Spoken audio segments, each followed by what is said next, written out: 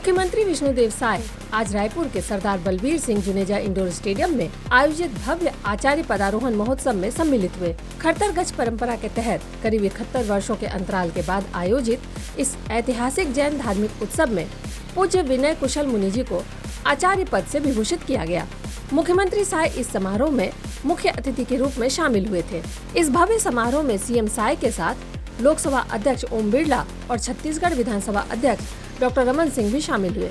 इस अवसर पर मुख्यमंत्री ने कहा कि देश विदेश और नेपाल से पधारे जैन संतों के आवागमन से छत्तीसगढ़ की पावन भूमि धन्य हो गई। संतों का आशीर्वाद समाज और प्रदेश के विकास में हमेशा नई ऊर्जा और सकारात्मक प्रेरणा देता रहेगा। 3 दिन के इस महोत्सव का एक मुख्य आकर्षण 14 वर्षीय बाल मुनि हंसभद्र मुनि जी महाराज की सहस्त्रावधान साधना रही। उन्होंने एक साथ 1000 शब्दों को याद कर श्रद्धालुओं के प्रश्नों के सटीक उत्तर दिए, जिसे golden book of world record में दर्ज किया गया। इस भव्य आयोजन में देश भर से हजारों की संख्या में जैन श्रद्धालु शामिल हुए।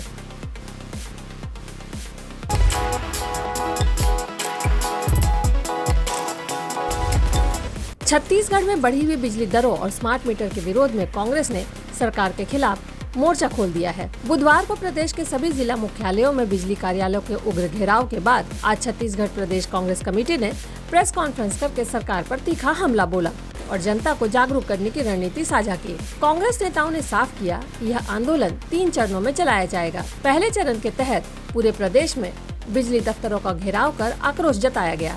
वहीं दूसरे चरण में आज प्रेस कॉन्फ्रेंस के माध्यम से बढ़ी हुई दरों के आर्थिक बोझ से जनता को अवगत कराया जा रहा है और तीसरे चरण में कांग्रेस कार्यकर्ता घर घर जाकर इस जन विरोधी नीति और स्मार्ट मीटर के खिलाफ सघन अभियान चलाएंगे।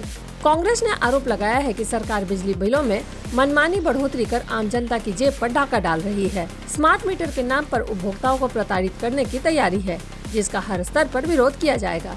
कांग्रेस ने चेतावनी दी है कि यदि सरकार ने बढ़ी हुई दरें वापस नहीं ली तो आंदोलन को और उग्र किया जाएगा।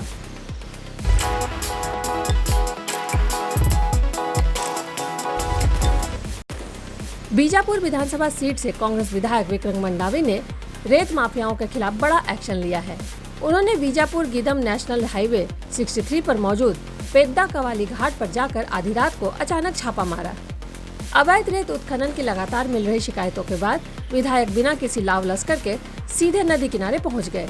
इस औचक कार्रवाई से मौके पर मौजूद रेत माफियाओं और डंपर चालकों में हड़कंप मच गया। छापेमारी के दौरान नदी से अवैध खनन कर रही भारी भरकम मशीनें जब्त की गयी। विधायक की मौजूदगी में टीम ने मौके से एक जेसीबी, एक बड़ी पोकलेन मशीन के साथ साथ रेत से लदे कई हाइवा और ट्रैक्टरों को अपने कब्जे में लिया। माइनिंग और स्थानीय प्रशासन की टीम को रात में ही मौके पर बुलाकर सभी वाहनों को सीज करने की कार्रवाई की गई। विधायक विक्रम मंडावी ने इस दौरान अधिकारियों को कड़ी फटकार लगाते हुए कहा कि प्रशासन के नाक के नीचे बीजापुर की जीवनदायिनी नदियों का सीना चीरा जा रहा है, जिसे किसी भी कीमत पर बर्दाश्त नहीं किया जाएगा। उन्होंने चेतावनी दी कि अवैध उत्खनन का यह खेल अब पूरी तरह से बंद होगा और शामिल लोगों पर सख्त कानूनी कार्रवाई की जाएगी।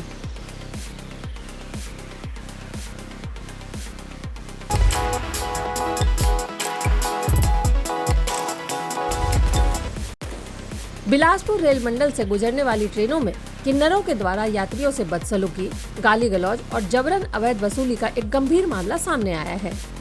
इस दौरान ट्रेन के कोच के भीतर कुछ किन्नरों के द्वारा कपड़े उतारकर अश्लील हरकतें करने और डांस करने का वीडियो सोशल मीडिया पर तेजी से वायरल हो रहा है।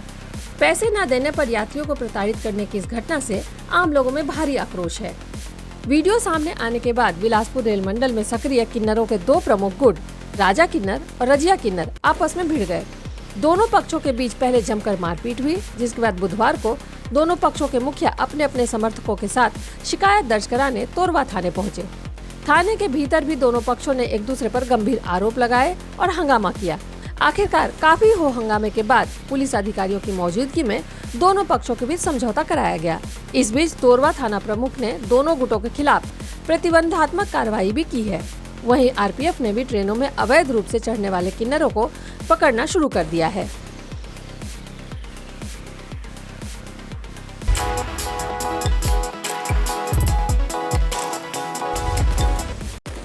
छत्तीसगढ़ में नौतपा बीतने और जून का आधा महीना गुजर जाने के बाद भी मानसून की बेरुखी ने आम लोगों, खासकर किसानों की चिंताओं को बढ़ा दिया है। बंगाल की खाड़ी और अरब सागर से आने वाली नमी युक्त हवाओं की गति धीमी होने के कारण मानसून की चाल पूरी तरह थम गई है, जिसके चलते मौसम विभाग के पास से भी आगमन की सटीक तारीख गायब है। वर्तमान में पूरा प्रदेश भीषण उमस और चिलचिलाती धूप की चपेट में है, जिससे जनजीवन बेहाल हो गया है।